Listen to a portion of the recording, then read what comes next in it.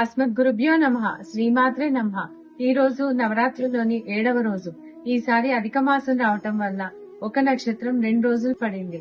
ఈ రోజు కొన్ని దేవాలయాల్లో చండీ అమ్మవారిని, ఇంకొన్ని దేవాలయాల్లో రాజరాజేశ్వరిని, లలితా త్రిపుర సుందరిని, వారాహి అమ్మవారిని పూజిస్తారు. ఈ రోజు మనం మన వీడియోలో చండీ అమ్మవారి గురించి తెలుసుకుందాం. పూర్వము చండాసురుడు, ముండాసురుడు అనే రాక్షసులు ఉండేవారు. వారు చేసే విధ్వంసానికి ప్రజలంతా అల్లకల్లోలమైపోయారు.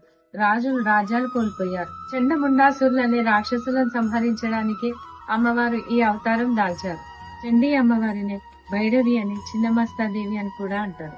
చండ అంటే భయంకరమైన, భీతి గొలిపే, ప్రచండమైనది, పెద్దది అయినది అని అర్థం. ఇప్పుడు ఆ రాక్షసులను సంహరించడానికి దుర్గా అమ్మవారు ఎన్నో అవతారాలు దాల్చారు.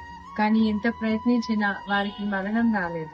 కాబట్టి ముళ్ళును ముళ్ళుతోటే తీయాలి కదా. అందుకని అమ్మవారు చండాసుని సంహరించడానికి చండీదేవిగా అవతరించారు. ఈ చండీ అమ్మవారి అవతారం వెనకాల ఒక చిన్న కథ ఉంది, తెలుసుకుందామా? ఒకసారి పార్వతీ పరమేశ్వరులు ఇద్దరూ సంభాషించుకుంటూ ఉండగా పరమేశ్వరుడు పార్వతీదేవిని ఒక మాట అడిగాడట.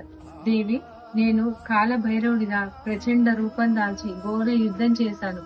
నాకు భీకరమైన కోపం వచ్చింది. మరి నీకు కోపం రాదా? నువ్వెప్పుడు మాతృమూర్తిగా, ప్రేమమూర్తిగా, మరొకరికి కుమార్తెగా జన్మించి ఎప్పుడు ప్రేమనే పంచుతావు, నీలో ఆ కోపం లేదా అని అడిగారు. అయితే అప్పుడు పార్వతీదేవి ఆ మాటలకి కోపం వచ్చి భయంకరమైన రూపం, భీతి కొల్పే రూపాన్ని దాల్చింది. వికృత రూపం వేరు, భీకర రూపం వేరు. అమ్మవారు భీకర రూపం దాల్చారు, కానీ చాలా సౌందర్యంగా ఉన్నారు ఆ కోపంలో కూడా. అయితే అమ్మవారికి పట్టరాని కోపం వచ్చింది. ఆవేశంతో తను అటూ ఇటూ పరిగెత్తుతుంది. తనకి బ్రహ్మాండాన్నంతా నమిలి మింగాలన్నంత ఆవేశంలో ఉంది. అప్పుడు పరమేశ్వరుడు అమ్మవారి ఆకారాన్ని చూసి మోహించాడు, ఎంతో అబ్బురపడ్డాడు, సంతోషించాడు. కానీ అమ్మవారి ఆగ్రహాన్ని ఆపడం ఆయన తరం కాలేదు. ఆవిడని ఎలా ఆపాలో అర్థం కాక ఆఖరికి ఆమె పాదాల దగ్గర అడ్డంగా పడుకున్నాడు. ఆవిడ ఆవేశంలో తెలియక పరమేశ్వరుడి గుండెలపై పాదం మోపింది. తర్వాత స్పృహలోకి వచ్చి తను చేసిన పొరపాటు తెలుసుకుంది. అయితే అప్పుడు ఈ చండముండాసుని సంహరించడం ఎలాగా అని పార్వతీదేవి ఆలోచిస్తుంటే పరమేశ్వరుడు తనలోని ఉన్న చండీ రూపాన్ని అమ్మవారికి గుర్తు చేశాడు. ఆ రూపంలో అమ్మవారు చండముండాసుని సంహరించింది.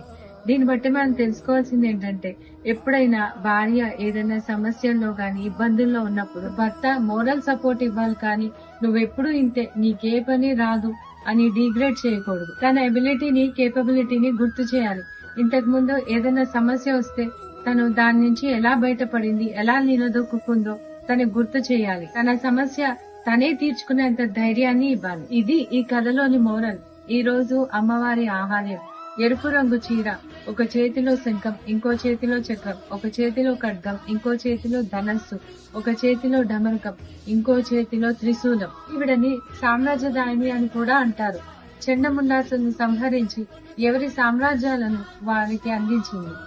చండీ అమ్మవారి మూలమంత్రం తెలియాలంటే మనకి గురూపదేశం ఉండాలి.